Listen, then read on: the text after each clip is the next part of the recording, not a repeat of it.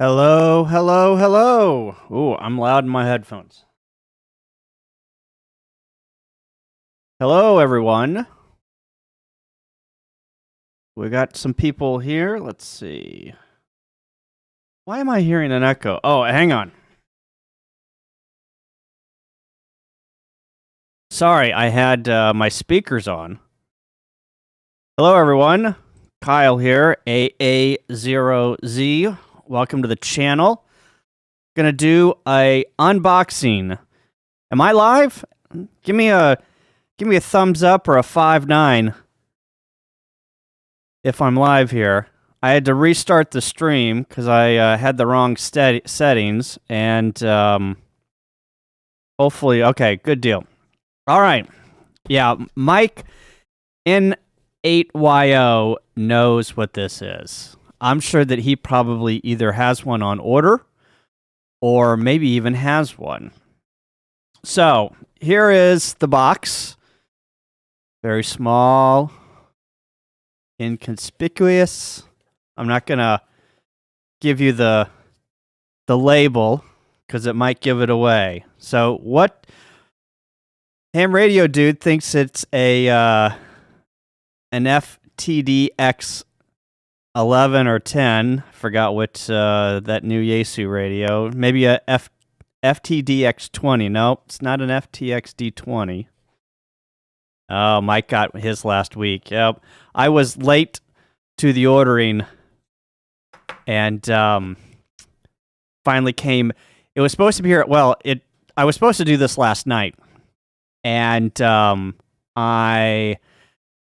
said it was delayed, and it got delivered to my house. I was supposed to stream at 7 p.m., or actually 8 p.m., and it got to my house. The post office delivered it at 7:45 p.m. last night. So they did hit the 2-day shipping window, but too close to call, so I pushed it off, and here we are tonight. So, hey, Dennis, Chuck, got Andy in the chat, Clark, Mike, we got Texas Mike, K8MRD, Digital Analog Ham, Chris, hello. All right, so let's let me bust into this guy. And I've already made a couple of cables for it, so we might even test what's going on here. Oh.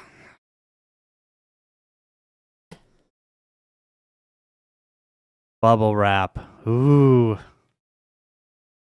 Nice bubble wrap. Man, they packed it nice. Good grief. All right. What could be this small of a radio? Hey, Paul. What's, there's some more stuff in there. I'll get to that later. What could this be? What could this be? It's a little bit bigger than I thought. I think the previous version was a little bit smaller. Maybe Mike or yeah, Mike can help me out here. YO. He might have the previous one. But this is, if you don't know what this is already, this is, no, it's an SDR radio. It's not a K6ARK radio. If he made a radio, well, he does make radios. He makes the Pico radio, or the Pixie radios. This is a Mountain Topper 4-band version 2. So it is, I don't know if you can see that. My camera, I got issues with my overhead camera here, but it does 80, 40, 30, and 20. It is 5 watts. It takes so I already wired up a 9-volt battery so we can see what it's going to do, or how it's going to boot up, and what it sounds like. but it runs on anything under 13 volts. I think 13 volts is the max that it will run on. You don't want to run it on anything over 13 volts. So if you have a bioenno battery, like I do here somewhere, this bioenno battery that I use for my KX3, Dennis, another drone. I can't even fly the drone that I have.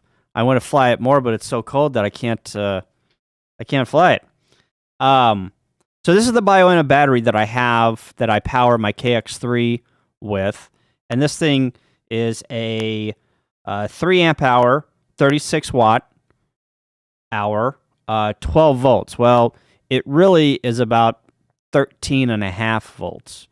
So they suggest that you get some 4001, I believe, diodes, which I have here, and you put them in series, put 2 of them in series, and that brings the voltage down to just above 12 volts. I'm sorry, below 13 volts, maybe like 12.5 volts, so you can get 5 watts out of the Mountain Topper. So what I did was, you can power it with a 9-volt battery. So I got an Amazon Basic battery and got a 5.5 millimeter to 2.5 millimeter plug.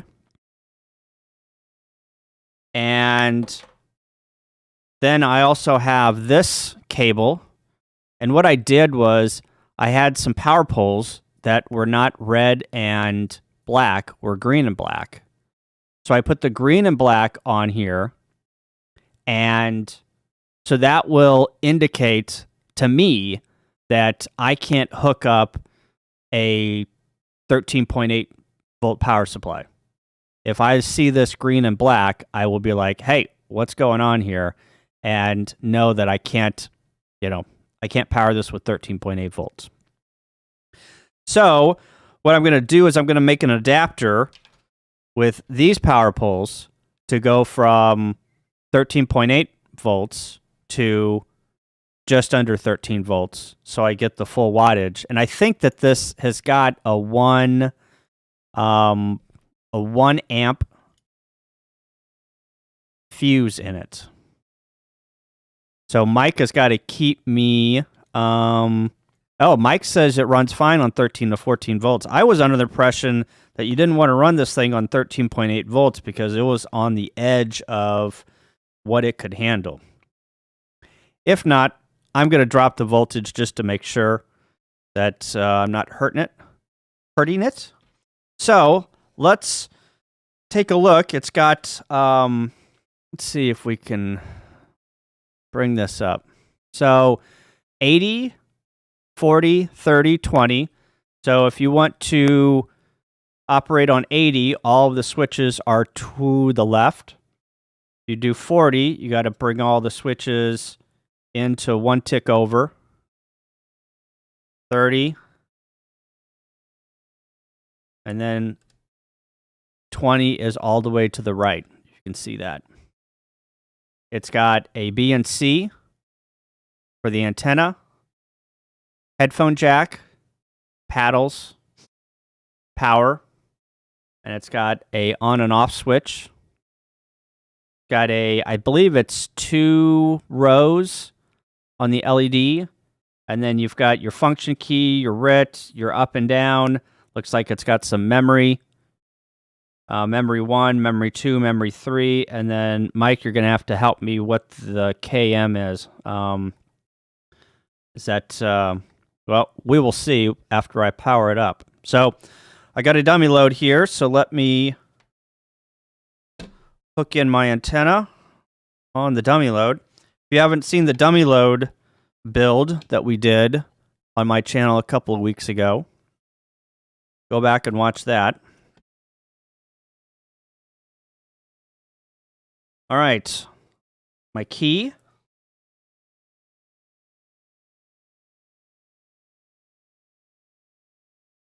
And then I got a splitter here that I'm going to use And it's going to pipe directly into the mixer here from my headphones. So you'll be able to hear it. We'll see if this works. That memory key button, you tap it first, then M1, M2, and 3 to send pre-recorded messages. Very cool. All right. Now, let's hook the power up.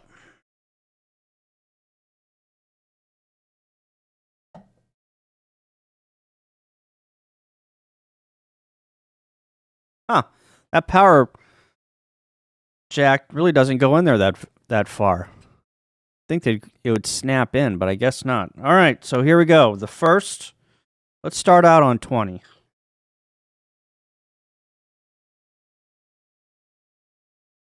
So it sends a 2. Da-da-da-da. Sends a 2 to say that it's on 20 meters. So if you switch it to 30, da-da-da-da, it should send a 3, which it did. Now it should send a da-da-da-da-da. Yep, for 4. For 40, and then it should send a da-da-da-did-it for 80. There you go. So it works. Let's go back to 20 here. Are you guys hearing that?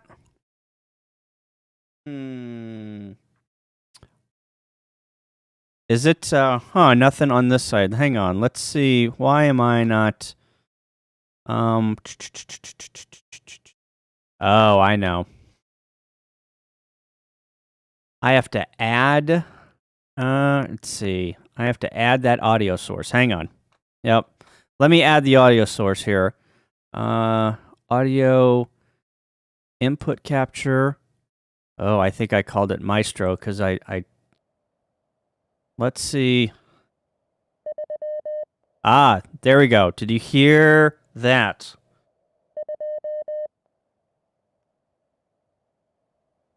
You should hear that now. So if I'm on 20 now. Let's go over this again. So I'm on 20. And it sent a da-da-da-da-da. I'm going to go to 30, so it should send a da-da-da-da-da to say you're on 30. 40 should send a da-da-da-da-da. Yep. And then 80 should send a da-da-da-da-dit. Da-da-da-did-it. For 80. And I think, Mike, keep me honest here, I think that these default frequencies are maybe the QRP default frequencies, maybe, not really sure. Says, so here in the display, I don't know if you can see that. I'm going to bring my camera down so maybe you can, it's going to look ugly, but well, maybe I can do this a different way. Maybe I can do the zoom. Let's see. Nope, it's not letting me. I'm not really sure why it's not doing that. Let's just zoom in the manual way here. All right. Yeah, Mike says that the default QRP frequencies. So, I think. So let's go back up to 20. So all of the switches to the right.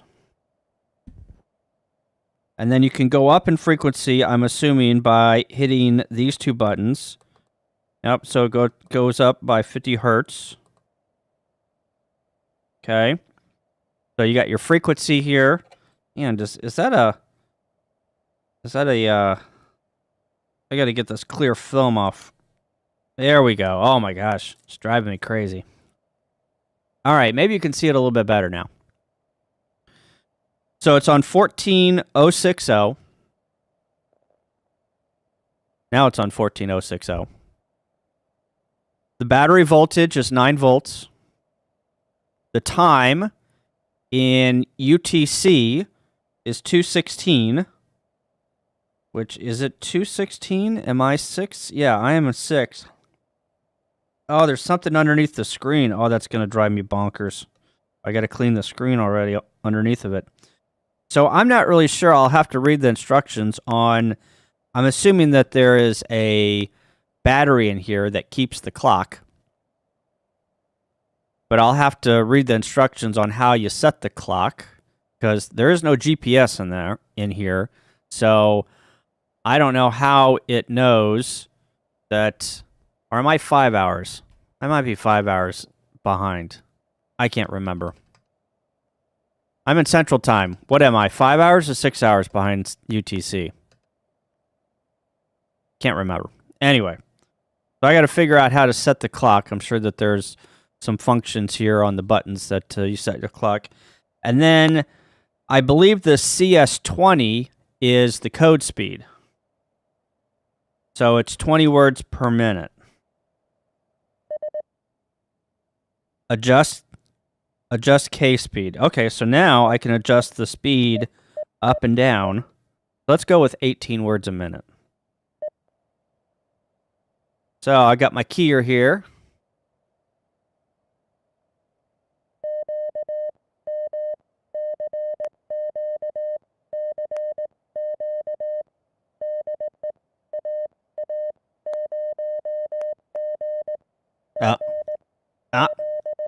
I'm not used to this keyer. I've been playing with my other keyer. Let me try that again.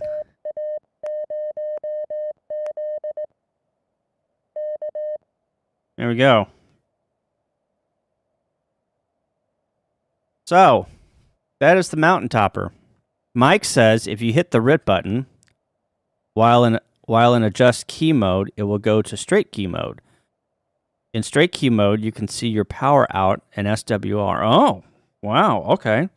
So if you hit the RIT button while in adjust key... Okay. All right, so there's adjust key mode. I'm going to hit my RIT button. So it says SK18. Yeah, and it's in straight key mode. You can see your power output and SWR. Where do you see that at?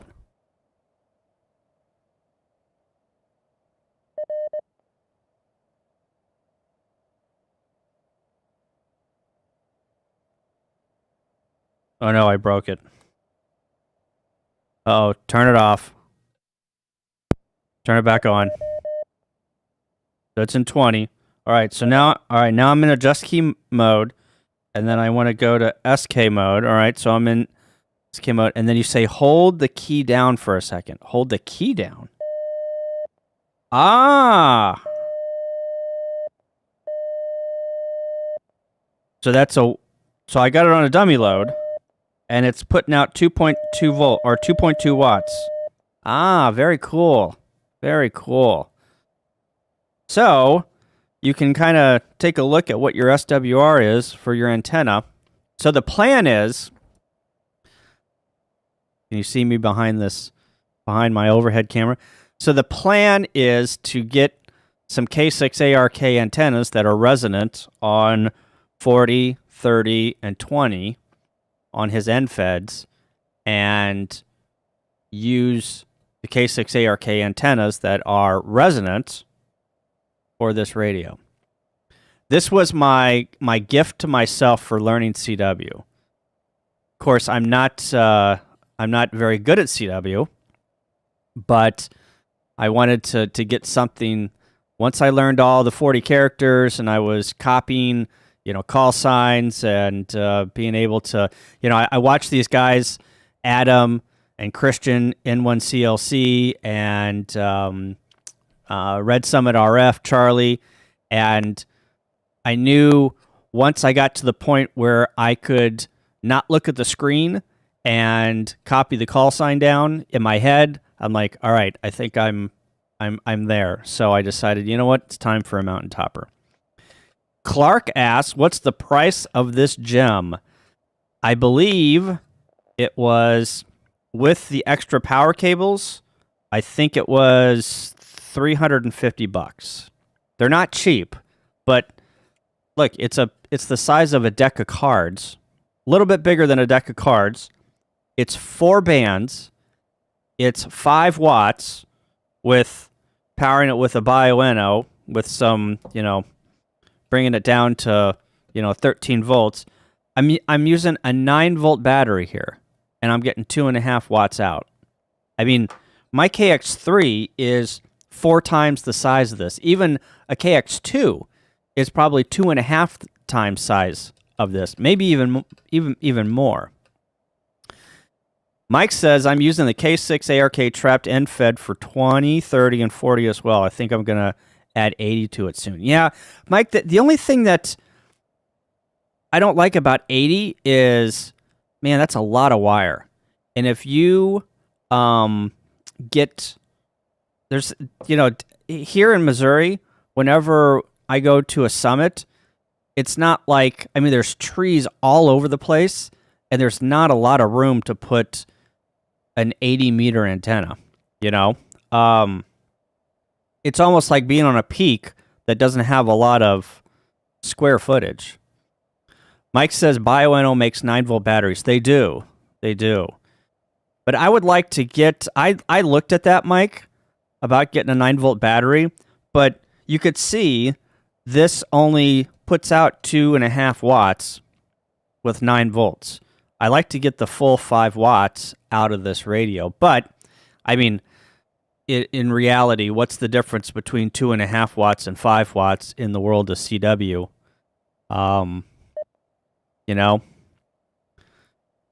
Yeah, make some traps. Well, I'm going to buy... So Adam is, he's got his radio, or his antennas, and so I think I'm going to make some of his resonant antennas to use. I'm not really sure if I'm going to make one and get a quick disconnect and just have the wire, or if I'm going to get 3 different antennas. Not sure. So that's the end fed, or I'm sorry, that's the end fed. That's the Mountain Topper. I'm still in straight key mode. How do I get out of... there we go.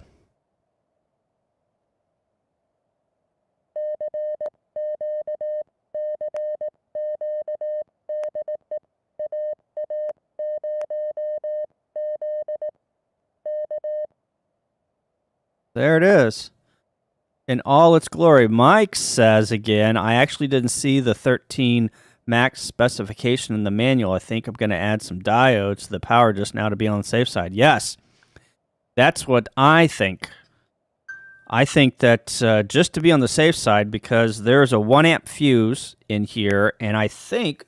So, Mike, if you go and watch N4HNH YouTube channel, he did an unboxing and did a breakdown of this rig, and he basically said the same thing on, hey, you don't want to operate this thing more than 13 volts because it will blow the finals out of this thing, and you'll have to send it into repair. So, oh, it's only iambic B. Oh, I didn't even ask if you could get into iambic A. Wow, I didn't know that it's only B. Well, that's good, because I key in B. My key is in the key of B, which is a hard key. If you're musical, I don't know if Mike K8MRD's out there, but if you're musical, the key of B on piano is disastrous. Now, it might not be that hard on guitar, but Clark asks, where did you get the pedals? I got this at Dayton 3 years ago. This is a Bengali Traveler, serial number 1009, if you asked. So this is a Bengali Traveler. It is about, I want to say, 5 inches by, I don't know, 2. And it's got these arms, these legs that spin out to help stabilize it. I mean, it's a heavy key. I don't know why they call it a traveler because it's pretty heavy, but yeah, it sits down here in the basement on the stream computer, and actually I have it plugged into my WinKeyer, which I have plugged into a USB port, and it keys my Flex, my remote Flex. So that's how I have the Maestro over here. You can see the Maestro over there, and I actually plug it into the Maestro. So I got two ways to key. I can software key through the WinKeyer, or I can key through the Maestro. Yeah, T.O. says he has a Traveler because it folds up for portable use. Yeah, the only issue that I have with that T.O. is it's not very light, right? I have a little bitty keyer from N0 SO. Is that who I have it from? Anyway, he does not make keyers anymore. It's the Porta Paddle, and that thing is made out of stainless steel. You could run a Mack truck over that thing, and it's literally as big as this 9-volt battery. He doesn't make them anymore, and I'm glad that I bought one before he went out of business. He just he was an old machinist, and he would make keyers. If you go to N0 SO's QRZ page, I mean the keyers that he makes are just absolutely beautiful. If you want a small keyer, American Morse makes really good keyers. They have a American Morse Porta Paddle, I think, which is very portable. They have some other portable keyers, and then they also make this leg strap where you can strap it around your leg, and you can put the keyer, mount the keyer on your leg. So whenever you're sitting, like in a camp chair, you have a place you just key from your leg. You could have this on your left leg, and you could have your keyer, if you're right-handed, on your right leg and be keying. So let's see. Let's read through some chat messages here. Hey, Dan. I think I said hello to Andy. Hello, Dan. Dan says, random obscure movie quotes are awesome. What did Mike say? I don't even know what Mike said. Mike is the king of just, random movie quotes. You guys are talking about Goonies. T.O. says, I have a super lightweight keyer that I'm slapping all over the place. Yeah, that's I get to the point where even on this keyer, I need to get some of that stuff that mechanics put in the bottom of their tool tray to keep this thing from sliding around. Because I always think that whenever I hit the paddle, it's going to slide, and that's where I screw up. I don't screw up from actually sending. I screw up from thinking that the paddle is going to slide, or I feel like it's going to slide, and I either let up on the key, or I push it too fast, or I push it, So, talking about Goonies. That MTR is begging for a Velcro attached sidecar key. Well, I have, like I said, my Porta or my Porta paddles or whatever they're called from N0 SA. I'm going to use those. Yeah, I need to 3D print a cover for this, but a lot of soda operators, they take that Pico paddle and they Velcro it to the side here. What I might do is I like to Velcro this battery somewhere. Too bad I put a ton of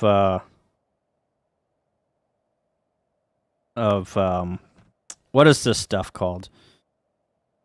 Oh, sorry. That's on 20. Geez, my mind is, it was a long day at work today. But anyway, I think I probably need to make a new one of these so it's a little bit longer so I can Velcro it to the side of my Mountain Topper. Who else in the chat? Tio says, but you have a 3D printer, so print one up and Velcro it, bro. Yeah, I'll need to Velcro or to print off a case for this so it fits over the top of it. Hello, Paul. You're a no-code ham, so don't hold it against you. Nobody's holding anybody hostage here on no-code hams. So shrink tubing, yes, thank you. Jeez. So I might need to redo the shrink tubing or cut it back a little bit so I can maybe Velcro the battery over here. I don't know. I'm probably going to operate with this thing. I'm going to get a smaller one of these. And I'll probably operate with this and then use the battery as a backup. So that's the plan. Huh.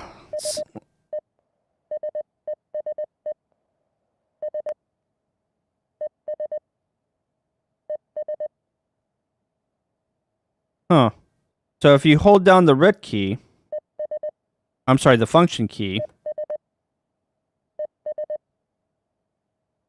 EU.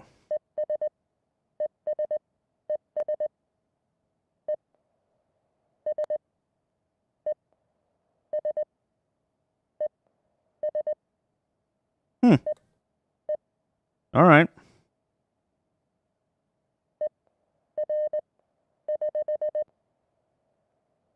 So now I'm just playing.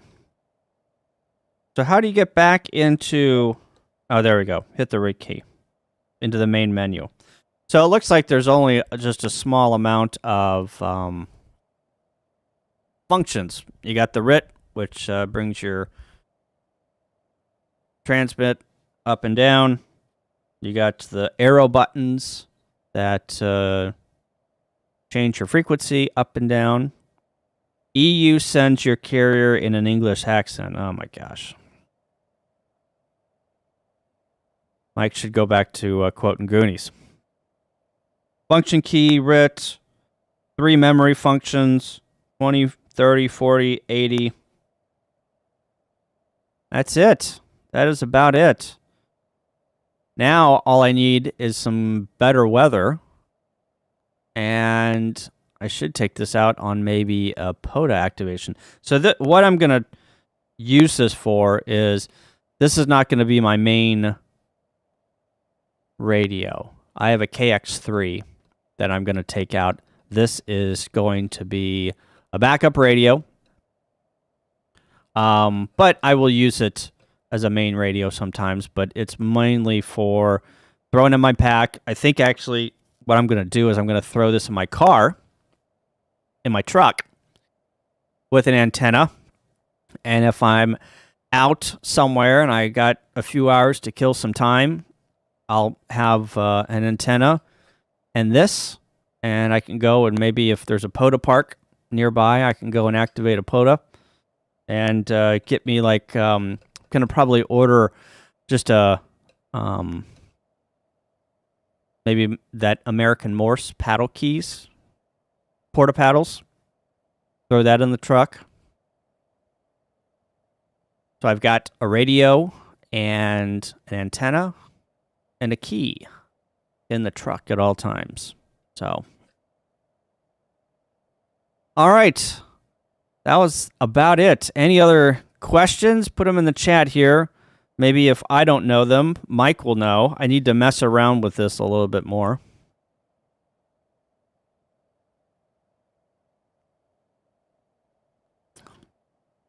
Oh yeah, Mike says, it's been in my car ever since I got it. Yeah. It's like the perfect size. Like, I would put my KX3 in my car, but if my car got broken into and I lost my KX3, I mean, that's $1,000. I mean, it's probably $1,200 after I've, you got the KX3 sides, you got the clear acrylic case, you got the batteries, you got this, you got that. I mean, by the time everything that you put into the KX3, I really don't want to put that in my truck. And I have this thing in my mind where this is a lot more robust. I mean, I kind of feel like I could throw this down a flight of stairs and it would still work. My KX3 would bust into a million pieces. I'm not saying that the KX3 is built shoddy and it's, you know, it can't handle the elements. I'm just saying that this thing I have in my mind that I could throw in my truck, I could throw an antenna, I could get an aluminum-based keyer, and I could boot this thing up, and it would work, you know, in the poles, you know? So, let's see. What are the dimensions? Well, 1, 2, 3, 4, 5 inches. 1, 2, 3, 5 inches by 3 inches by, I don't know, 1.5 inches. The KX2 is 5.5 inches wide, 2.5 inches in height, and 1.5 inches in diameter. What? No. Is that what it is? That thing has got to be depth. It's not 1.5 inches in depth. It's probably, I want to say that thing's probably 4 or 5 inches in depth, Chuck. Oh, yeah. Okay, so Mike now says, oh, this thing is 5.5 or 5.15 inches in length, 3 inches wide, and 1 inch thick. There you go. Yeah, you might want to check your cutting mat has a ruler. I know, and that's what I did, T.O. I put it on the cutting mat, and I think I said that it was 5 inches wide, or 5 inches wide. It was 3 inches in depth, which Mike confirmed, and I said 1.5 inches thickness, and Mike said it was 1 inch thick. So, Chuck says right off the site, I think the KX3 is bigger than, or the KX2 is bigger than those dimensions. Because it is, I would think that the KX2 is probably this wide compared to this. Because it's got a rotary knob, it's got a large LED layout, it's got, I think, three rotary knobs. So I think what you mean, Chuck, is it's the width is 5.5 inches, the depth is 2.5, and the height is 1.5 inches. I think that's what you mean. All right. Oh yeah, the KX1 is a tank also. Yeah. The KX1, I think you could get those up to 5 bands, right? At one point. I think so. But the thing that I don't like about the KX1 is the screen. Like it only has that one numerical digit, right? It doesn't have a. It doesn't. Ape calling Chuck a liar. I'm not calling Chuck a liar. I just was confused on his height and his depth and his width. I like that the Mountain Topper has got this readout here so I can see what frequency I'm on, see the code speed, the date or the time, and then also my voltage. Yeah, I don't like, so the Mountain Topper, the first version of the Mountain Topper only had that single digit. And I just, with it calling out the CQ on, the frequency in Morse code, which is fine, but man, if you're on the mountain and, you've got some Later, Mike. You've been huffing and puffing, and you're not getting a lot of oxygen into your brain. I need all the help I can get. So, my overhead camera is a Smokin' Ape, is a C920. C920. Later, Andy. Or no, Mike. Oh, everyone's saying 73 to Mike. Yeah, Ape, it's a C920, and actually, I'm having some trouble with it because this camera here, see how whenever I put my finger up there, it goes dark. So I've got this Logitech G Hub that I need to fool with, and every time that I mess with this camera settings, this camera up here changes. So I got some settings to figure out and some profiles to figure out. This is the first time I've used the overhead camera with the G Hub setting. So I got to figure out what is going on with that. But I've been having the trouble with my C922. So have you downloaded the Logitech G Hub? It seems okay. It keeps your settings. It's just trying to figure out the G Hub is a little tough. Because you got profiles, and then inside the profile you've got another profile for the individual camera, but they don't tell you that. The instructions are not very good. So, no at a G Hub. Yep. A Jihad or a G Hub? Is there a difference?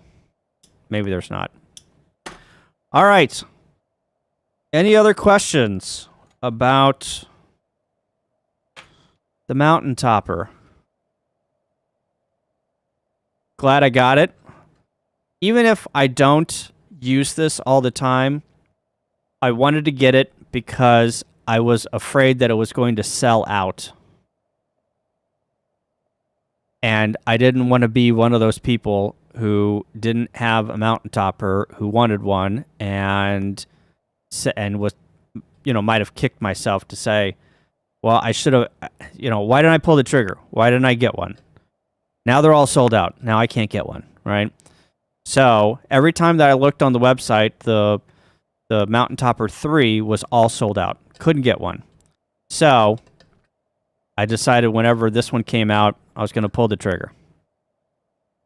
Does it come in cornflower blue? I'm not sure what cornflower blue is, but you could give this thing a good spray painting. Fear of missing out. Yeah, of course. That's exactly what I had on this. Fear of missing out. I was not going to not have one. Mike said, I didn't see it was available until the day after it was announced. I spent about 5 minutes considering before placing the order. Actually, Mike, funny story, I saw that it was announced, and I put it on the Discord, and I went back to the site, and it wasn't on sale. Or it wasn't available for sale. And I said, crap, I missed it. They sold out already. Like, it had been a couple of hours. And I'm thinking, great, I missed this again. Like, what is my luck that I missed this thing again? And then I didn't go back on the site because I'm like, well, they sold out. Then about a week had passed, and I'm like, I'm going to go check that site again. So I went to LNR Precision and clicked on it, and sure enough, it was for sale. I'm just like, click, buy it, done. Because I had thought that I had missed out on the first run. So I don't know how many they make. I have no idea. I don't even know I didn't even see a serial number on here. Maybe if you open it up, there's a serial number. But that guy from Georgia, N4HNH, said that he got production model like number 26 or something. I'm not really sure how he could tell what his serial number was or which one that he got. But Ape. I heard they're being discounted now. Get off my channel, Ape. Get out of here. I'm going to hide you. Jesus Christ. Mike says they're available by now, but their site says 2 to 3 weeks lead time. Yep. I don't know how many they're going to make, so if you want one, you should go out and spend $2.99 today. I'm out of here. You know what, Ape? You said that I was getting saucy. I'm out of here. Pissing me off. You guys are no fun to stream with. How's that? I'm gonna take my stream and I'm gonna go somewhere else. I'm gonna open up the non-smoking ape channel. That's what I'm gonna do. And every time that Smoking Ape makes a video, I'm gonna make a video and just make fun of Ape and call it the non-smoking ape video or the non-smoking ape channel. Yeah, I'm gonna take my ball and I'm gonna leave. Yeah, I'm gonna go to Twitch. I'm gonna open up the non-smoking ape channel on Twitch. And then I'm going to post on every single Smoking Ape video, the Vaping Ape. The Vaping Ape. And then I'm going to post on Smoking Ape's channel. Hey, I got a channel over on Twitch called the Vaping Ape. Then I'm going to give Ape a thumbs down. That's awesome. The Vaping Ape, Dennis. That is awesome. That is awesome. It's going to be a Smoking Ape parody channel. And everything that Smoking Ape does, I'm just going to parody. Oh, it's funny. The Vaping Ape.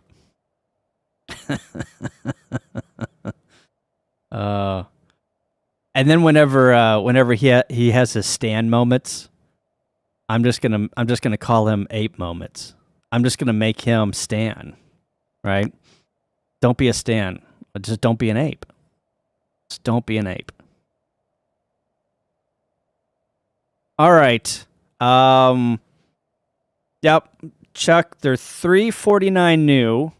Mountain Topper. They're on LNR Precision. They do the trail friendly. I think it's a 20-30-40 trail-friendly end-fed that's resonant on those three bands, and they do some other stuff. This is actually Steve Weber. I think Steve Weber designs these, but he sells them on LNR Precision's website. So, or the naked, the naked ape.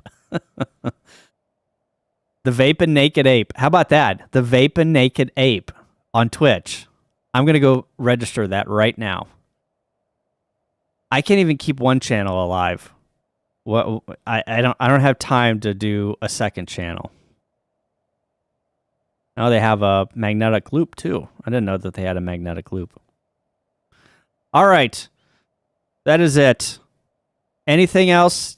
Anybody else want to put some stuff in the chat to make me mad, so I can scream and yell, and then take my basketball and go home? Anybody else? One last call. One last call for to make me saucy, to make me pissy. Anyone? Bueller? My best friend's sister's boyfriend heard from this kid who knows this guy. Saw Ferris pass out at 31. Please copy. Let's talk about please copy for a minute. I've never heard so many please copies on Saturday and Sunday. It was worse than field day. Everyone, please copy. Please copy. Unbelievable. Like, I think it was Ape who said, I'm going to create the please copy QSO party where you have to say please copy. If you don't say please copy, you don't get to log in. Yeah, the please copy QSO party. How long will that 9-volt battery last? 9 volts. It lasts for 9 volts. I would think that you could probably run a couple hours on it at 2.5 watts. CQ. CQ, BCQP.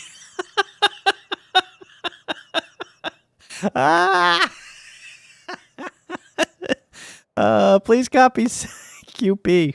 I think I'm going to make a t-shirt and wear it at Dayton. Actually, I'm going to wear it. I'm going to make a t-shirt. I got to give Ape some rights to it, though. I'm going to wear that t-shirt at Contest University next year at Dayton. And I'm going to say, please copy. And then on the back of it, I can't remember what I'm going to put on the back of it, but the front of it's going to say something like, join me in the please copy QSO party next month or something. Here's a little PSA for you. If I know it's easy and it's what everyone else is saying, but if you say please copy in some of the bigger contests, it's going to drive the contesters nuts. The goal is to get in and out as fast as possible and make as many QSOs as possible. So whenever you say please copy, that takes up time, right? And you're contesting. You're trying to make as many contacts as possible. So you might be saying please copy, and that dial spin that you're going to do, or that running that you're going to do, maybe you missed out on a multiplier because you were busy saying please copy. So that's my please copy spiel. If you look at any big contester or serious contester, or a good contester, they don't say please copy. They say the exchange exactly how it's worded in N1MM. They say their call sign once, the exchange, and done. Then you might want to say QRZ with your call sign, and that's it. Minimal words as possible. Yeah. And then also the whole controversy on why is everyone 5'9" in a contest? Well, 1, signal reports don't matter. 2, in order for you to give an accurate signal report, you have to listen, and you have to look at your meter, and that takes time, right? The goal in a contest is to make as many contacts as possible. And then also, whenever you say 5'9", that sets up the next part of what you're saying as the exchange. So whenever I hear my call sign and I hear the word 5'9", I know to get ready to copy the exchange. So that is a determining factor on the exchange is coming next.